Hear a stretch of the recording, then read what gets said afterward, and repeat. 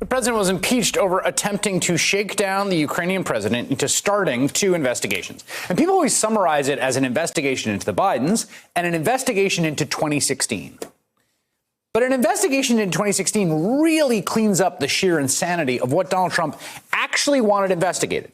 He does not say 2016 in his call with the Ukrainian president. He says something very specific. He says, CrowdStrike and the server. I'll quote him here.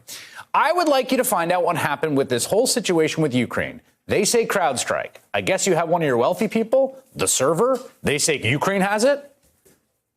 That refers to an absolutely nuts conspiracy theory.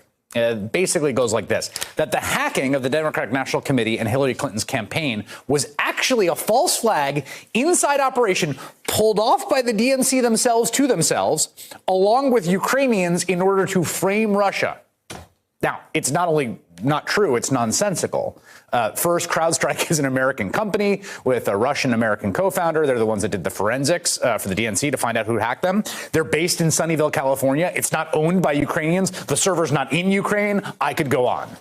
But as the Washington Post reports in this great new piece that is based on 15 interviews with former administration government officials, President Trump himself started bringing this very crazy conspiracy theory up as early as July 2017, his first year in office, a time when this nutty idea was very hard to even find on the internet.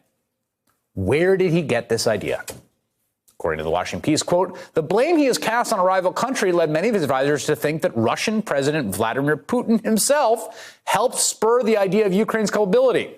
One former senior White House official said Trump even stated so explicitly at one point, saying he knew Ukraine was the real culprit because Putin told me. In fact, go back and watch Trump and Putin's infamous Helsinki press conference from July 2018.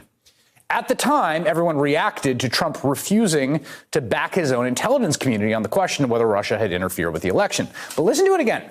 There he is, having just met one-on-one with Putin, right? They just had a conversation, continually dropping a word which would come to be closely associated with this utterly debunked Ukraine conspiracy theory, the server.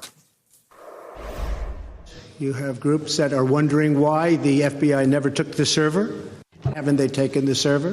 Where is the server? I want to know, where is the server and what is the server saying? I really believe that this will probably go on for a while, but I don't think it can go on without finding out what happened to the server. Where are those servers? They're missing. Where are they? Hey there, I'm Chris Hayes from MSNBC. Thanks for watching MSNBC on YouTube. If you want to keep up to date with the videos we're putting out, you can click subscribe just below me or click over on this list to see lots of other great videos.